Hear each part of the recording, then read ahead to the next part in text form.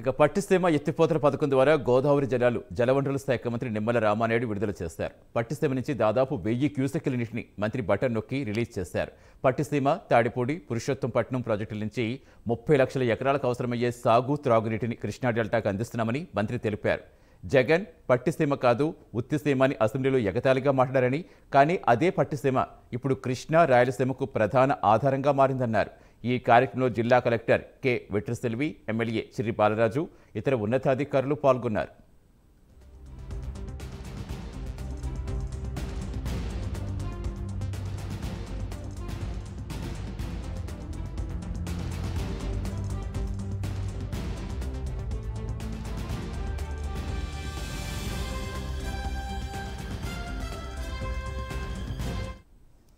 పట్టిసీమ ఎత్తిపోతల పథకం ద్వారా గోదావరి జలాలు జలవనరుల శాఖ మంత్రి నిమ్మల రామానాయుడు విడుదల చేశారు.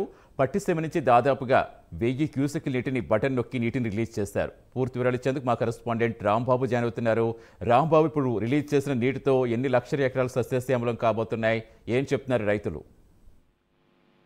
సతీష్, మొట్టమొదటిసారిగా గత ప్రభుత్వ హయాంలోని తెలుగుదేశం పార్టీ గతంలో 2014-19లో ప్రభుత్వంలోనే పట్టిసీమని చాలా ప్రతిష్టాత్మకంగా తీసుకుంటే అప్పుడు అందరూ కూడా పోలవరం గడుతున్నప్పుడు పట్టిసీమ ఏంటంటూ కూడా అవహేళన చేసిన పరిస్థితి ఉంది. అయితే ఇది ఈ రోజు గోదావరికి పైన ఎగువ కురుస్తున్న వర్షాలకు పోలవరంలో వద్ద గోదావరికి ఏదైతే నీటి ప్రవాహం పెరిగింది. ఈ నేపథ్యంలో ఆ నీటిని పట్టిసీమ, తాడిపూడి, పురుషోత్తంపట్నం, అదే రకంగా పుష్కర ఎత్తిపోతల పథకాల ద్వారా లక్షలాది ఎకరాలకు నీరు ఇవ్వాలని ఉద్దేశంతో చంద్రబాబు నాయుడు ఆదేశాల మేరకు ఎవరైతే జలవనరుల శాఖ మంత్రి నిమ్మల రామానాయుడు రాత్రి అక్కడ పట్టిసీమ దగ్గర పోలవరం దగ్గర ఉండి తెల్లవారుజామున 7:27 ఈ పట్టిసీమ వద్ద ఏదైతే ఎత్తిపోతల పథకాన్ని, గోదావరి నీటిని ఎత్తిపోసే పథకాన్ని ప్రారంభించారు. దీని వల్ల ఏంటంటే ముఖ్యంగా లాభం అది శ్రీశైలం జలాశయం నుంచి కృష్ణా నదికి రావాల్సిన నీళ్లని గోదావరి నుంచి పంపించడం ద్వారా అది శ్రీశైలం నీళ్లు రాయలసీమకి వెళ్తాయి. అంటే ఇటు ఈ గోదావరి ఈ పట్టిసీమ ఎత్తిపోతల పథకం ద్వారా వేలాది ఎకరాలకు, లక్షలాది ఎకరాలకు సాగునీరు అందించడమే కాకుండా అటు రాయలసీమ కూడా ఇబ్బంది లేకుండా, శ్రీశైలం నుంచి నీళ్లు ఇటు అవసరం లేకుండా శ్రీశైలం నుంచి రాయలసీమకు నీళ్లు వెళ్తాయి.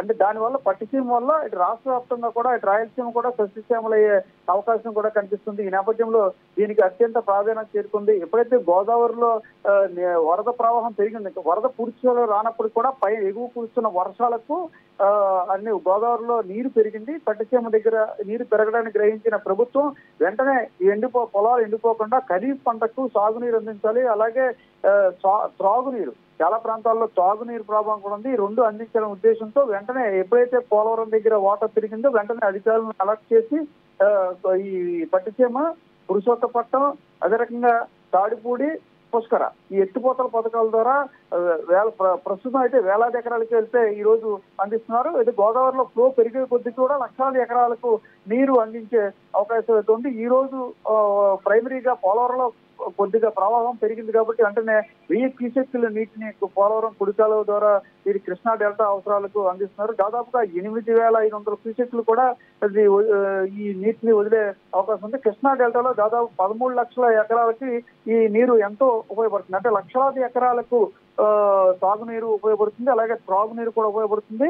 మరో పక్క ఈ పట్టిసీమ ఇలా ఉపయోగించుకోవడం ద్వారా రాయలసీమ కూడా శ్రీశైలం ద్వారా నీళ్లు వెళ్లే అవకాశానికి కూడా దోహదం అవుతుంది. ఈ రకంగా చూసుకుంటే పట్టిసీమ అనేది ఎంత కీలకమైందో, చంద్రబాబు నాయుడు ఎంత దూరదృష్టితో చేసిన పని ఎంత కీలకమైందో ఇప్పుడు అందరికీ కూడా అర్థమవుతున్న పరిస్థితి ఉంది. ఈ రోజు ఒక్కరోజే అటు పట్టిసీమ, అది తూర్పుగోదావరి జిల్లా చూసుకున్నట్టయితే ఇప్పుడు పురుషోత్తంపట్నం, ఆ రకంగా తాటిపూడి, అది మన వెస్ట్ గోదావరి చూసుకుంటే పట్టిసీమ, తాటిపూడి, పుష్కర, తూర్పుగోదావరి జిల్లా చూసుకుంటే పురుషోత్తపట్నం, మొత్తం ఒకే రోజు 4 ఎత్తిపోతల పథకం ద్వారా కొద్దిసేపటి క్రితమే జలవనరుల శాఖ మంత్రి నిమ్మల రామానాయుడు ప్రారంభించారు. లక్షలాది ఎకరాలకు సాగునీరుతో పాటు అనేక గ్రామాలకు త్రాగునీరు కూడా అందించే అవకాశం కూడా కలుగుతుంది. Thank you Rambabu.